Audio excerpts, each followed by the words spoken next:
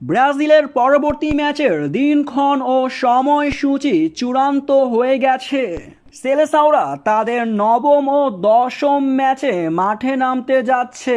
ব্রাজিলের পরবর্তী দুই ম্যাচ হতে যাচ্ছে চিলি ও পেরুর বিপক্ষে। ফিফা উইন্ডোতে সেলেসাওরা এবার মাঠে নামতে যাচ্ছে অক্টোবর মাসেই।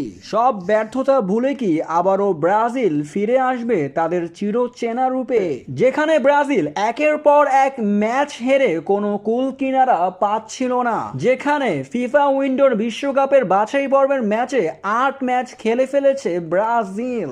সেই 8 ম্যাচে ব্রাজিল জয় পেয়েছে মাত্র 3টি ম্যাচে, 4টি ম্যাচেই হেরেছে সেলেসাওরা। দরিবারের শিষ্যরা একটি ম্যাচে ড্র করেছে।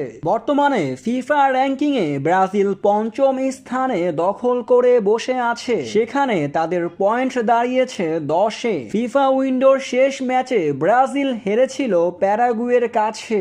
5 বারের বিশ্ব চ্যাম্পিয়ন্সদের নিয়ে আর পরীক্ষা নিরীক্ষা করতে চান না কোচ ডরিবাল জুনিয়র। এবার পূর্ণ শক্তির দলেই মাঠে নামাবে ব্রাজিলের কোচ। ব্রাজিলের দিনক্ষণ ইতিমধ্যেই চূড়ান্ত হয়ে গেছে, তাই তো ব্রাজিলের একাদশ ফাঁস করতে যাচ্ছে কোচ ডরিবাল জুনিয়র। সেটা জানা গেছে রাত 9:30টায় 27শে সেপ্টেম্বর কোচ ডরিবাল জুনিয়র ব্রাজিলের স্কোয়াড ঘোষণা করবে। তবে এই নতুন স্কোয়াডে নতুনভাবে চমক রাখতে যাচ্ছে কোচ ডরিবাল জুনিয়র। তাই তো ভক্তদের মাঝে নতুন এক উন্মাদনা সৃষ্টি হয়েছে।